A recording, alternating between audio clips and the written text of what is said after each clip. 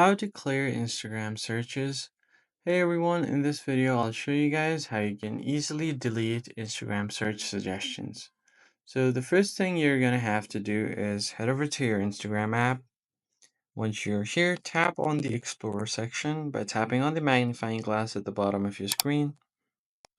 Then click on the search bar.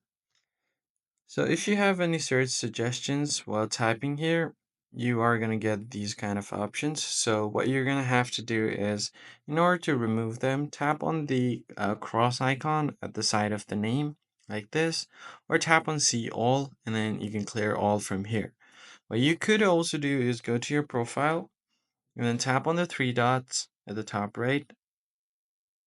Once you go to settings, go to account center.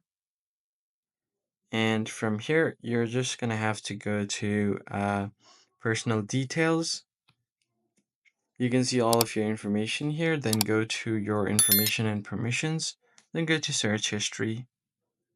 Now from here, you can go to keep searches for. And if you want to auto clear these things, you can just set this to 3 days and it will automatically clear out your searches for after 3 days. So that's pretty much it, guys. I hope this tutorial was helpful. I'll see you on the next one.